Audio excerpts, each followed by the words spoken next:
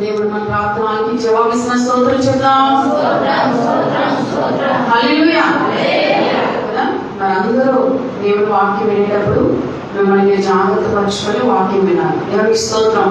అలాగే కార్యక్రమాన్ని చూస్తున్న ప్రతి తోటి కుటుంబీకులందరికీ కూడా ప్రభు నామములో శుభములు. ప్రియులారా, దేవుడు మిమ్మల్ని అత్యధికంగా ఆశీర్వదించినట్టుగా మరి వాక్యములు మీరు బలపడాలని ప్రభు నామములో తెలియపరుస్తున్నాను బిడ్డగా. హల్లెలూయా.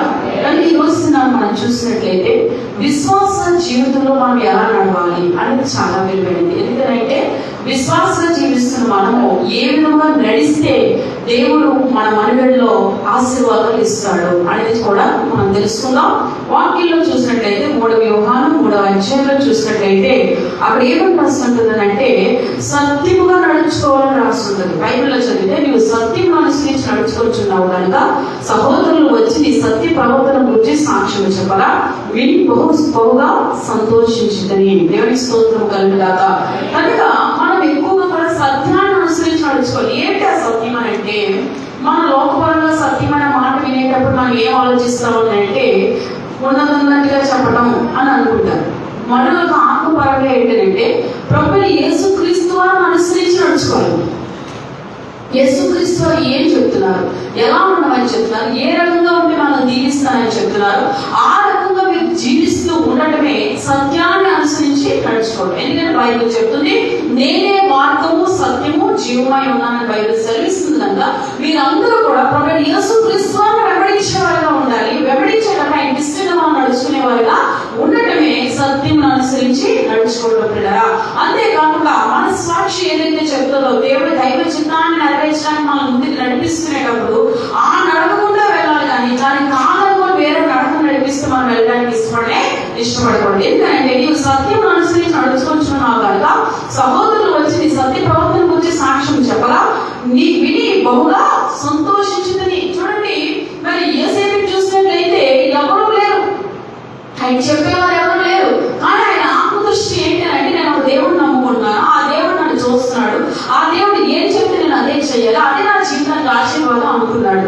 అనుకునేటప్పుడు ఎలా నమ్మాడంటే తన కష్టం వచ్చినా నమ్మాడు, సుఖం వచ్చినా నమ్మాడు, పేరు వచ్చినా నమ్మాడు, ఘనహీనత వచ్చినా సరే, అతను నిందలు వచ్చిన అవమానాలు వచ్చినా సరే దేవుడు నమ్మే విషయంలో వెనక తీరకుండా అతనే నా జీవితంలో ఒక స్థాయిలో నన్ను దేవుడు ఉంచుతాడని విశ్వాసం నుంచి ప్రతి చిన్న విషయాన్ని కూడా దేవుడిని అడుగుతూ ఆయన వెంబడిస్తూ నడిచాడు, సత్యమని అనుసరిస్తూ నడిచాడు.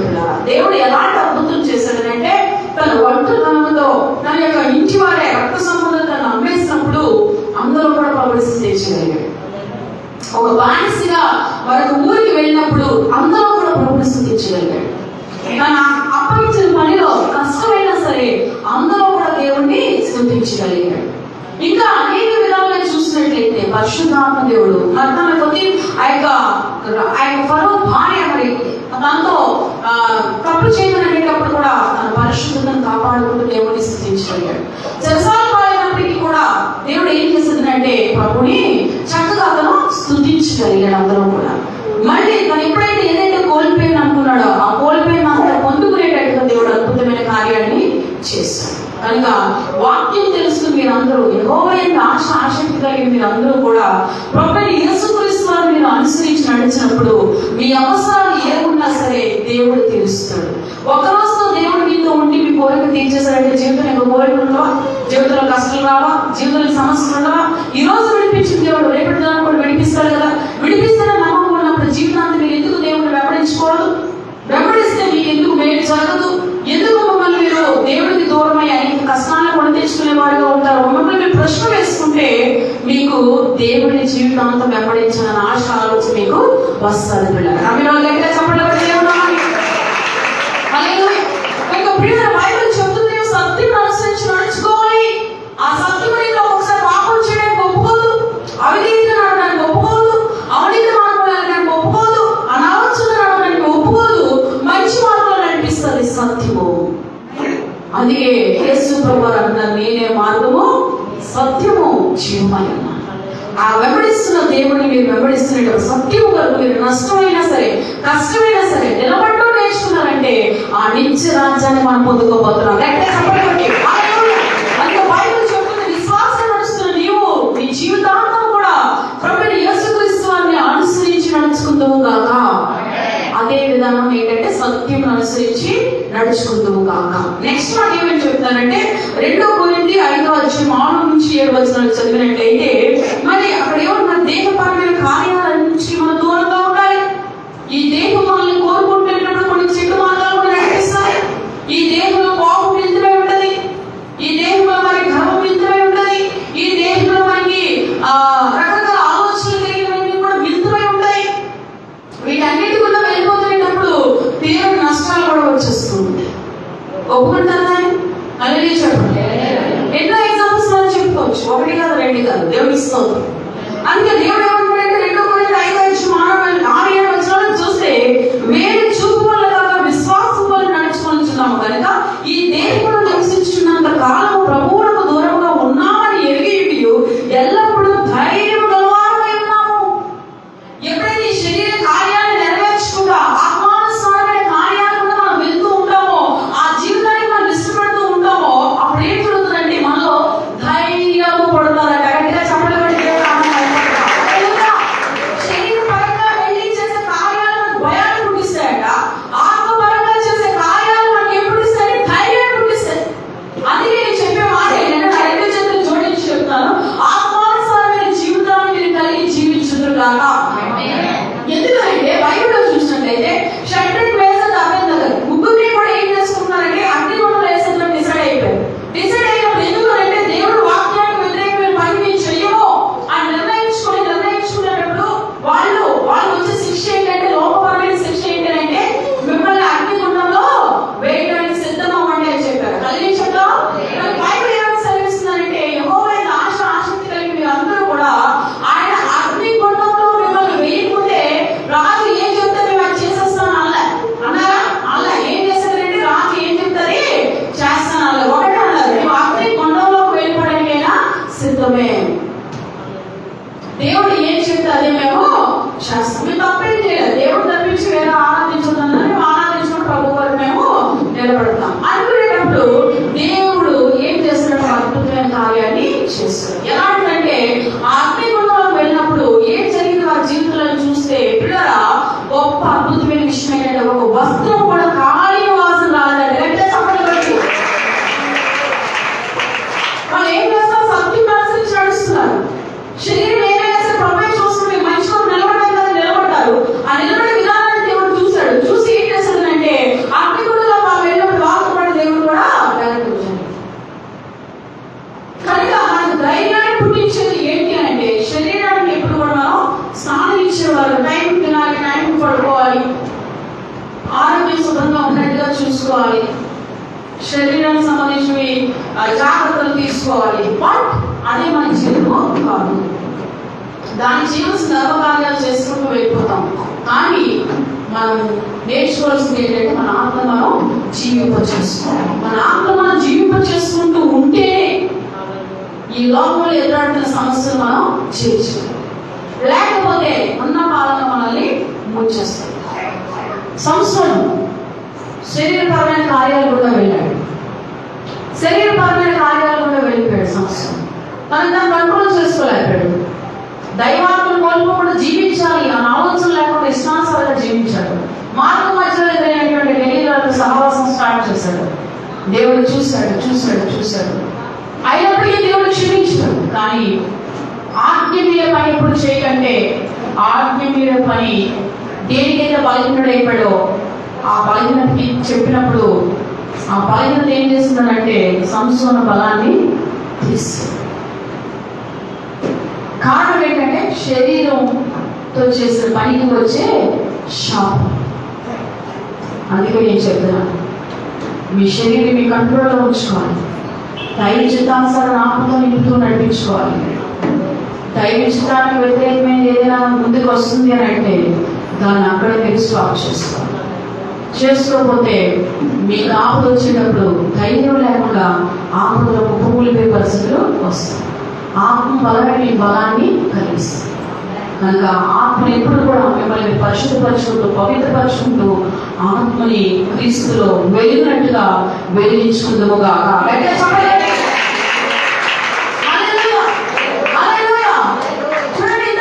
సాక్షి చెప్పారు ఏమంటే, నేను చనిపోతానేమో, నాకు విపరీతమైన పెయిన్ వచ్చేస్తుంది, నేను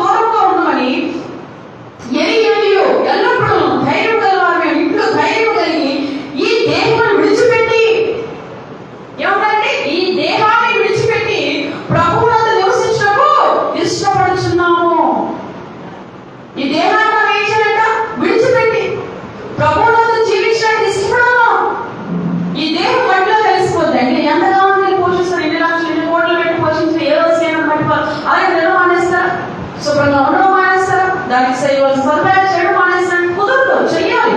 ఎందుకంటే మనం కొంతకాలం దేవుడి పని చేయాలన్నా, మనం కొంతకాలం క్రైస్తవ జీవితంలో ఎదగాలన్నా, ఇతరులు ఎదిగించాలన్నా నేను చేయవలసిన మర్యాదలు చేసుకోవాలి. కలిగి చెప్పండి, ఇట్స్ రెస్పాన్సిబిలిటీ జాబ్. కాకపోతే నేను ఏం చెప్తున్నానంటే అది కోరుకునే ప్రతిదీ చేసేటట్టుగా ఉండకూడదు. అది కోరుకునే ప్రతిదీ చేసేటట్టుగా ఉంటే సంవత్సరంలాగా తలపిపోవడం. అలాగే చెప్పండి. దీన్ని ఎక్కడెక్కడ సిలువ వేసుకున్నట్టుగా ఉంటే అపోస్తలుడు పౌలు సౌలుగా ఉన్నవాడు పౌలుగా మారి ఎన్ని సంఘాలు అయితే కట్టాడో అలా మీ కుటుంబానికి విషయాలు అద్భుతాలు దేవుడు జరిగిస్తాడు. గట్టిగా చప్పట్లు కొట్టి దేవుడు చెప్తా అందరమే అనేక అద్భుతాలు దేవుడు మీ జీవితాల్లో జరిగిస్తూ వస్తారు. బైబిల్ ఏమని చెప్తుందంటే యెహోవాయందు ఆశ ఆసక్తి కలిగి మీరు అందరూ కూడా నేర్చుకోవాల్సింది ఏంటంటే దేహమునకు ఇట్లు ధైర్యం కలిగి మీ దేహం విడిచిపెట్టి ప్రభువునందు నివసించుట ఇష్టమాయను. తండ్రికి వేస తమిళ ప్రభువునందు నివసించడానికి ఇష్టపడ్డారు. కాలిపోతే నీ శరీరం కాలిపోతే మా ఆత్మ చనిపోతే దేవుడు రాజ్యానికి వెళ్ళిపోతుంది. పర్వాలేదు అనుకుని వెళ్ళిపోయి అగ్నికోణంలోకి దేవుడు ఏం చేశాడు? వారి పక్షుల దిక్కు వచ్చి క్షేమంగా సంతోషంగా సజీవంగా బయటకు వచ్చేలా చేశాడు దేవుడు. ఈరోజు ఎంతమంది ఇష్టపడతారు లైఫ్ చిన్న నెరవేర్చడానికి? ఒక రక్షణ తీసుకోవాలంటే పెళ్ళి అంటే వచ్చిందండి, పిల్లంటే వచ్చిందండి, తమ్ముడు అంటే వచ్చాడండి, చెల్లి అంటే వచ్చిందండి. అల్లి చెప్పండి, తండ్రి అంటే వచ్చాడండి, ఇంకెవరంటే వచ్చారు? గుర్తురాలేదు నాకు ఇప్పుడు చెప్పండి. అలాగే ఏమండి దేవుడు కూడా నిలబడాలి. సువార్త కావాలంటే వెళ్దాం అనుకున్నాడు, పెళ్లికి వెళ్ళి 10 రోజులు అయిపోయిందండి, సువార్త రావాలంటే మన సంపుకోరండి బాబు. అలాగే ఎవరికైనా దేవుడు మాటలు చెప్పారంటే ఆమె ఈ మీద ఆమె చెప్పుకోవడానికి టైం లేదండి. ఈ సువార్త ఎప్పుడు చెప్తానంటే అవును దగ్గర బాధ దురాత్మలు ఉన్నప్పుడు ఇంక ఈ దురాత్మలు ఏమనిస్తారు?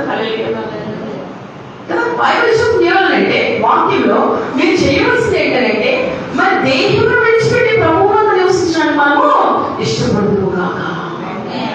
దానియేలు సింహాసనంలో వెళ్ళిపోయినప్పుడు ఆ దేహంతో వెళ్ళిపోయినప్పుడు సింహం దానియేలు ఎందుకు ఏమి చేయలేకపోయాయంటే దానియేలులో ఆత్మదేవుడు ఉన్నాడు. గట్టిగా చెప్పండి. హల్లెలూయా. దానియేలు ఎవరున్నారు? ఆత్మదేవుడు ఉన్నాడు. ఆత్మదేవుడు ఉండబట్టే దానియేలు ఏమి చేయలేకపోయాడు. మీ అందరిలో కూడా నేను చెప్పేమాట, సింహాల లాంటి మనుషుల మధ్యలో మనం ఉండొచ్చు, సింహాల లాంటి పరిస్థితుల మధ్యలో మనం ఉండొచ్చు. దేవుడు అంటున్నాడు మీరు ఒక్కటే నేర్చుకోమంటున్నాడు, ఆత్మను బలంగా కలిగి జీవించండి. పరిశుద్ధాత్మ మీలో ఉంటే ఆయనే శత్రువుల యుద్ధము చేసేస్తాడు, చేయము కాదు. ఎందుకంటే ప్రతి ఒక్కరికి శ్రమలు వస్తాయి. క్రైస్తవ జీవితంలో గొప్పతనం ఏంటంటే వచ్చిన శ్రమలు నిలదొక్కి ఆ శ్రమలో ఎంతైతే నష్టపోయామో, ఇబ్బంది పడ్డామో, పోగొట్టుకున్నాం అనుకుంటామో అంత రెట్టింపుగా దేవుడు ఇస్తాడు. ఇచ్చాడు కదా యోగ జీవితంలో దేవుడు కదా కోల్పోయిందంతా రెట్టింపుగా దేవుడు అనుగ్రహించాడు. కానీ మీరు అందరూ క్రైస్తవ జీవితంలో దేహం కొరకు మీరు జీవించండి కానీ ఆత్మ కొరకు మీరు జీవించండి. దాన్ని కాపాడుకుంటూ ఉండాలి. దీనిపైన చూడవలసిన బాధ్యతలు చూసుకుంటూ ఉండాలి. హల్లెలూయా. నెక్స్ట్ కావున దేహం విడిచెను ఆయన ఇష్టమైన ఉండవాలని మిగులు అపేక్షించున్నాడు. ఎందుకంటే దేవుడు విడిచిపెట్టుకోదు, ఎప్పటికైనా వదిలేస్తుంది కదా. మన ఫ్లెష్ అంటే ఈ బాడీ అంతా కూడా ఏ రోజు చనిపోయిన అంటే ఒక గంటలో కలిసిపోదు, కాలిపోతే 3లో కలిసిపోతుంది. కనుక ఏం మిగులుతుంది అంటే దేవుడికి ఇష్టమైన జీవితం మాత్రమే మిగులుతుంది. దేవుడికి ఇష్టమైన జీవితం ఏంటంటే క్రియలు లేని విశ్వాసము వృధము. సో క్రియ ఏంటంటే దేవుడి పని చేయటము. సో దేవుడి పని మీకు చేయటం వల్ల చివరికి అది ఒకటే మిగులుతుంది. అందుకే అన్నగా నీవు నీ వెంట వచ్చేటప్పుడు ఏమొస్తాయి? నీ క్రియలే వస్తాయి. నీ వెంట నీ ఆస్తి రాదు, నీ అందం రాదు, నీ సౌందర్యం రాదు, నీ గుణలక్షణం అనేటువంటి పేరు ప్రతిష్టలు రావు, లేదా ఇంకేదో సంపాదించుకున్నాడు అదేమీ రాదట. మీరు చేసిన పనులే మీ వెంట వస్తాయి. వచ్చి అక్కడ పరలోకంలో తీర్పుకి వెళ్లే ముందుగా తీర్పు జరుగుతుంది. అక్కడ దేవుడు రాజ్యానికి వెళ్లే ముందు తీర్పు జరిగినప్పుడు మేము చేసిన పనులు ఏంటయ్యా అని చూస్తారట. చూస్తే నీ పనులన్నీ ఎలా ఉన్నాయి? 1 by 1 చూసి వాళ్ళు బాబీ నువ్వు అసలు సరిపోవడం ఒక సైడ్కి వెళ్ళి అంటారు. కొంతమంది అంటారట 1 by 1 చూసి నువ్వు కరెక్ట్గా ఉన్నావు, అన్నింటిలో క్వాలిఫై అయితే యూ షుడ్ గో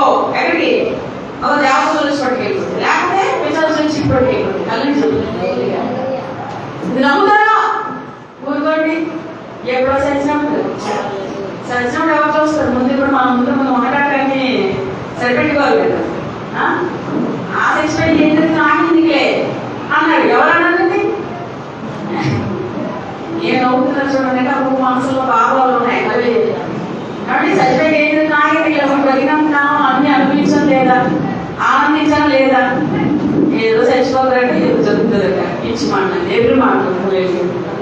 ఏమన్నాండి, శివుని గురించి వాళ్ళు నశించిన వాళ్ళకి ఎలా ఉంది, వెళ్దాం అని బయట సాగిస్తుంది. పౌరు చెప్తున్నాడు హల్లెలూయా. నీ జీవితంలో నేను చెప్పే మాట ఏంటంటే, అదే వెళ్తాంలో ధనవంతుడు ఓడు సంపాదించి తిరుగుతా శుద్ధించుకునేటప్పుడు చచ్చినప్పుడు ఎక్కడికి వెళ్ళాడు, ఇప్పుడు అది జరిగి బైబిల్లో ఉంటే జరిగిందా, జరిగిందా లేదా, దేవుని స్తోత్రం చేస్తుంది. అది జరిగింది, వాళ్ళకి జరిగిందే మనకు జరుగుతుందా జరగదా. సో మన క్రియలు ఎలా ఉండాలి, దేవుడికి ఇష్టముగా ఉండాలి. కానీ ఇష్టంగా ఉంటే క్రియ మనుషులు, ఇష్టం లేని క్రియలు మన దగ్గరికి వచ్చి మనకి అవసరం. ఎందుకనంటే మనం సంపాదించిన దాంట్లో భూమి మీద ఎంతకాలం బ్రతుకుతానికి అనవసరం, కానీ చనిపోయి తిరిగి లేచాక యుగకాలం బ్రతికే బ్రతుకుంటారు. అది నరకమా పరలోకం అనేది మీరు చేసిన పనులుగా ఆధారపడి ఉంటుంది. ఆ చేసిన పని ఎలా ఉండాలంటే పరలోకానికి వెళ్ళేటట్టుగా ఉండాలి. ధనవంతుడు ఎంత సంపాదించి ఎన్ని గొడవలు పట్టి సంపాదించడం నాకైతే తెలియదు, కానీ సంపాదన ఇచ్చినట్లయితే పంపించింది. అలాగే నేను సంపాదించి పాస్వర్గా చెప్పాను, రేపు చుట్టూ వెళ్ళాం స్తోత్రము అనుకున్నానంటే బాగుంది కదా అనలేదు. మళ్ళీ చెప్పండి ఏమంటే వాళ్ళందరూ ఆడవాళ్ళందరూ మా ఇంటికి వచ్చేస్తారు. అమ్మ నువ్వు ఏదో బాగా చెప్పావు, మా వాళ్ళు ఎక్కడికి వెళ్ళట్లేదు, మీ బిల్లుకే అంటారు. నేను అప్పుడు సోదరం నేను చెప్పాల్సి వస్తుంది. నేను చెప్పేది ఏంటంటే డబ్బే జీవితం అనుకుని ఉండిపోకూడదు. దేవుడు అవసరాలు తీర్చే దేవుడు మొరపెట్టుకోవడం, దేవుడు పని చేసుకుంటున్నాడు, మన పని మనం చేసుకుంటున్నాడు. అందులో అపవిత్రత మన హృదయంలో చోటు ఇవ్వకూడదు. అది ఇక్కడ చెప్తాడు ఏమంటే, కావున దేవుడు విడిచును ఆయన ఇష్టమే ఉండవని మిగులు అపేక్షించుచున్నాము. అదే ఇష్టపడాలి, ఏది మనం ఇష్టపడడానికి వీలు ఉండకూడదు. నెక్స్ట్ మాట ఏమని చెప్తారంటే చూద్దాం కూడా, 4 వచనాలు అన్నాడు కదా, విశ్వాస జీవితానికి రక్షణ ఉండాలి. ఏముండాలండి విశ్వాస జీవితానికి రక్షణ. ఈరోజు ఎంతమందికి రక్షణ ఉందని చూస్తే చాలా మందికి రక్షణ తీసుకోవట్లేదు. ఏంటంటే మమ్మల్ని వెళ్ళేస్తున్నారు, మమ్మల్ని ముంచేస్తున్నారు, మమ్మల్ని ముంచేయడం మాకు అనుకోండి. మళ్ళీ చెప్పండి, నేను ముంచినప్పుడు డబ్బులు వేస్తున్నారంటే లక్షల కోట్లు ఆస్తి రాసేస్తున్నారు. మమ్మల్ని ముంచగానే నేను స్తోత్రం చెప్పండి. మతంలో ముంచడం ఏంటండి, మొక్కలో ముంచినట్టు ఏమండి, మతంలో ముంచడం, బుట్టలో ముంచడం, ఇంకేం ముంచాలు ఉన్నాయా, బిందులో ముంచడం. రక్షణ అంటే ఏంటంటే ఒక నీటి బాప్తిసం ఇస్తారు. దేనికి ఇస్తారు, పాత జీవితం అంతా విడిచిపెట్టి నూతన మార్గంలో నువ్వు నడవాలని ఆ నీటిలో ముంచి లేపుతారు. ఎందుకు లేపుతారు అంటే పాత నీకు పోయింది, నువ్వు ప్రశాంతంగా మంచి ఆలోచనలు, మంచి తలంపులు, మంచి జ్ఞానంతో నడుచుకో అనే విధంగా సూచన మార్గంలో యేసు ప్రభువు తీసుకున్నారు కనుక ఆయనకు మాదిరిగా ఉన్న పని చేస్తారు.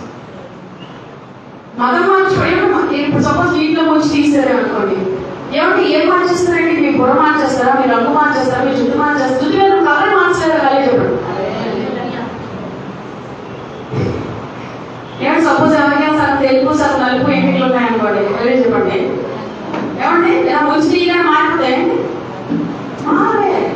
అక్కడ ఏం మారుతుందంటే మన యొక్క వ్యక్తిత్వమైన మనస్తత్వం మారుతుంది అన్నది సంతోషం.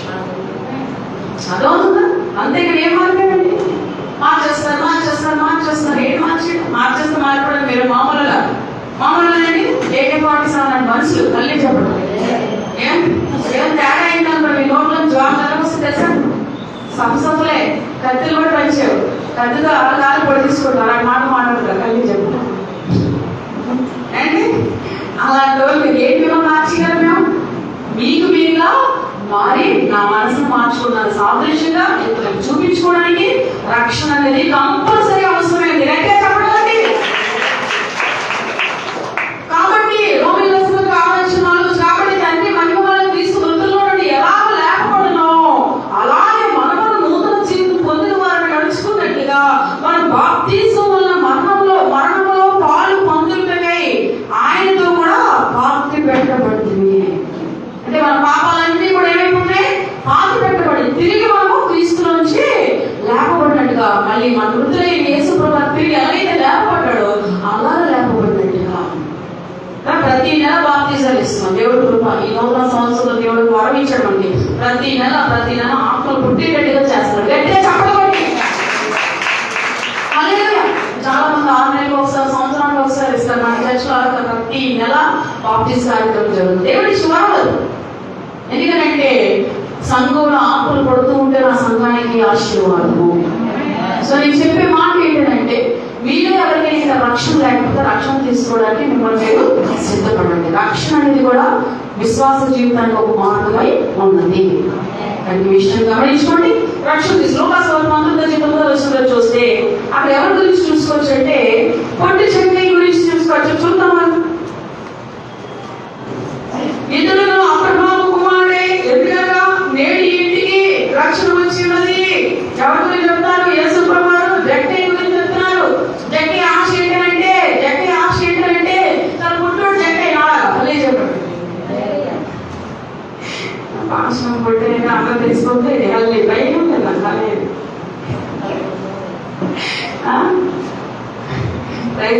అయితే ఈ పొట్టి పాపం ఆశ ఏంటంటే పొడవకున్నారు యేసు ప్రభువారు. నేను ఈ మధ్యలో దూరుతానంటే ఆయన ఎలా చూస్తున్నాను, ఎలా చూడట్లేదు కదా, ఆయన చూపుడు పైగా ఉంటుంది, కింద ఉంటుంది కదా అని చెప్పి ఎదురేం చేశారంటే ఎదురుగా పొడవించేది అంటే ఎక్కిస్తుంది.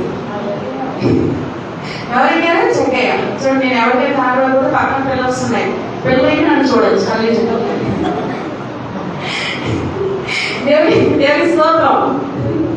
కనుక చెక్కయ్య ఏం చేశారంటే పై చెట్టెక్కిసి చూస్తున్నాడు యేసు ప్రభు గారు. ఏంటంటే ఆయన చుట్టూ ఎంతమంది ఉన్నా వాళ్ళ హృదయాలు ఏంటనే తెలిసిపోతాయి. అలా ఈ చెట్టెక్కి కూడా అతను చూశాడు. చూసి ఆయన ఆశక్తిని ఎంతో మెచ్చుకొని మరి ఎంటున్నాడు, నీ ఇంటికి వస్తున్నాను జగయ్య, నేనే నీ ఇంటికి రక్షణ వచ్చి ఉన్నాను.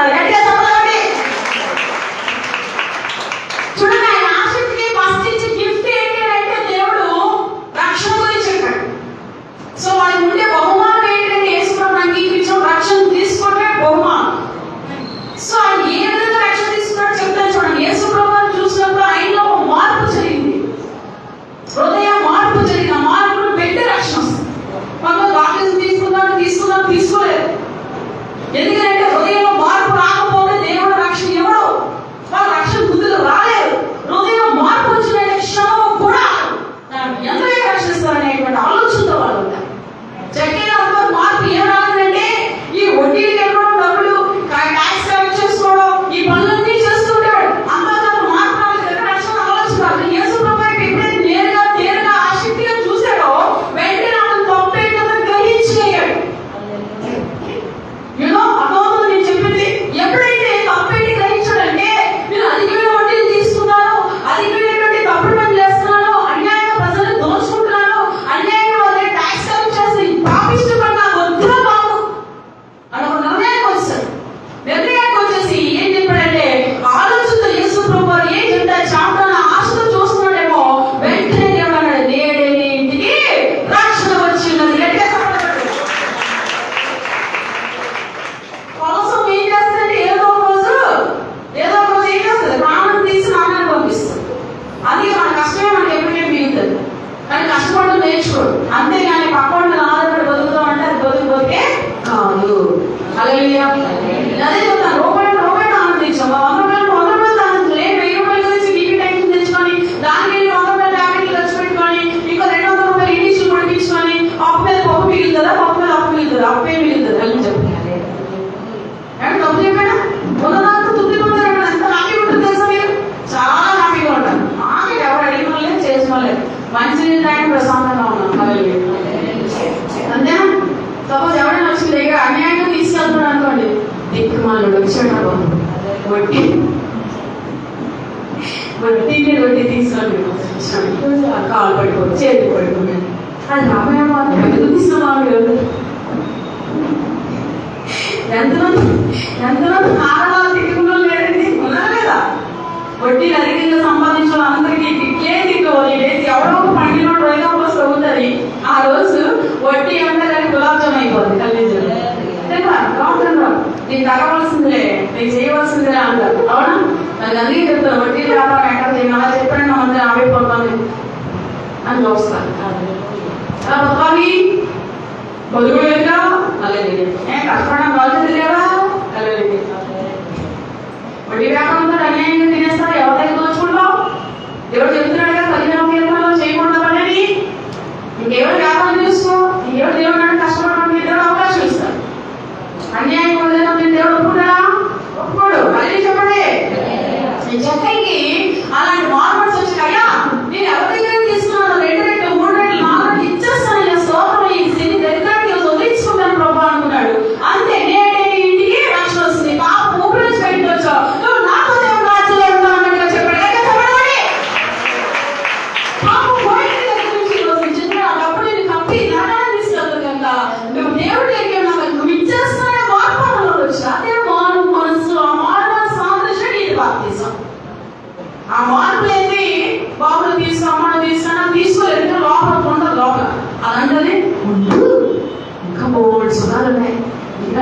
తీసేసుకుంటే కలిసిపోవడం ఉండు, నేను ఉన్నాక లోపల నాకు ఎదురు నడిపించుకోవాలి కదా, నిన్న ఉండు అంటే ఆవిడ ఏం ఫోన్ చేసినా చెప్పి ఏదో నాకు ఎవరు చెప్పారు? దేవుడికి.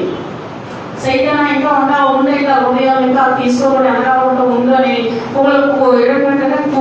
కుమ్మిడికాయ కుళ్ళిపోయినట్టుగా లోపల కుళ్ళిపోతారు ఒక రోజు. అమ్మ కుళ్ళు భరించడం కంపోజ్ చేసి రక్షించండి అంటారు. ఓకే ఇచ్చేస్తాను అంటారు. కాబట్టి రెడీ చేసేవాడు. సో మనందరూ ఏం చేస్తాడు? అందులో రక్షణ తీసుకోవాలి. ఈరోజు ఏం నేర్చుకున్నాం అంటే విశ్వాసం అక్కడ జీవితాన్ని జీవించినప్పుడు సత్యమైన నడుచుకోవాలి, యేసు ప్రభువుని వెంబడించాలి, దేవకరమైనటువంటి శరీరం కోరుకునే కార్యాలు మనం చేయకూడదు, దేవుడికి ఇష్టమైన కార్యాలు చేయాలి. అంతేకాకుండా మరొక మాట చెప్తున్నాడు కదా, రక్షణ అనేది ఖచ్చితంగా మీరు కలిగి ఉండాలి. జడ్డే తీసుకున్నాడు. అదే విధంగానే సత్యం అనుసరించి నడిచినప్పుడు, మీరు ప్రభువును వెంబడించినప్పుడు యేసేపుగా దేవుడు మిమ్మల్ని దీవిస్తాడు. అంతేకాకుండా మరి శరీర కార్యాలు నెరవేర్చకుండా ఉన్నప్పుడు మీ బలహీనతలో దేవుడు బలాన్ని ఇస్తాడు, ధైర్యాన్ని ఇస్తాడు. షడ్రక్ మేషక్ అబేద్నెగో దానియేలు ఎదుర్కొనే సింహాన్ని ఎదుర్కొనే శక్తిని కూడా దేవుడు మీరు కలిగి ఉంటారని ఈ సమయంలో తెలియపరుస్తారు. కొద్ది గంటలు తీర్చుకున్న కళ్ళు మూసుకుంటూ ప్రార్థన చేస్తాం. లార్డ్ నీకు వందనాలు ప్రభువా, మీరు మమ్మల్ని దీవించండి, ఆశీర్వదించండి. నీకు ఇష్టమైన జీవితం మాలో ఉండకూడదు, నీకు ఇష్టమైన జీవితం మాలో ఉన్నట్టుగా సహాయించండి ప్రభువా. జడ్జిని దర్శించాం, నీ కొరకు నిలబడినటువంటి ధాన్య పక్షంగా ఉన్నావు ప్రభువా, యేసేపు పక్షంగా ఉన్నావు ప్రభువా. ఆయన మేము అవధంగా అనుసరించి విశ్వాసకి మాదిరిగా జీవించే మనస్సు నాకు మాకు దయచేయండి ప్రభువా. నీ చిత్తానుసారమైన జీవితాన్ని దయచేయండి. నీకు వ్యతిరేకంగా విరోధమైన ఆయుధాలన్నీ దయపరచండి. నీ చిత్తమే నీ చిత్తమే నీ చిత్తమే నాలో మాలో జరిగించి ప్రభువా. ఆయన అంతేకాబట్టి కార్యక్రమం చూసిన ప్రతి ఒక్కరిని దీవించండి, ఆశీర్వదించండి. వాళ్ళు చేసిన పరిపాట్లు, ఉద్యోగాలు, వ్యాపారాలు ప్రభువా, నాయన తల్లి చదువుల్ని ప్రభువా, ప్రతి పరిస్థితిని మీరు ఆశీర్వదించండి. ఎవరు హృదయాల్లో ఏ అనారోగ్యాలు ఉన్నాయో ఆ పరిస్థితులన్నీ స్వస్థపరిచిపోతాం. ఆయన దీవులు కుమరించండి. అంతేకాకుండా ప్రార్థనలు ఎక్కించిన ప్రతి ఒక్కరిని దీవించి ఆశీర్వదించండి ప్రభు. గొప్ప వేడి త్వరలోనే వారు కలిగి సాక్షి చెప్పడానికి సహాయం చేయాలి. కోర్టు కేసుల నుంచి సంపూర్ణమైన విడుదల దయచేయగలరు. అనారోగ్య పరిస్థితుల నుంచి సంపూర్ణమైన విడుదల దయచేయగలరు. అన్ని విధాలుగా మీరు బ్లెస్ చేయమని యేసయ్య నామములో అడిగి పెట్టుకొని ప్రార్థిస్తున్నాము తండ్రి. God bless you.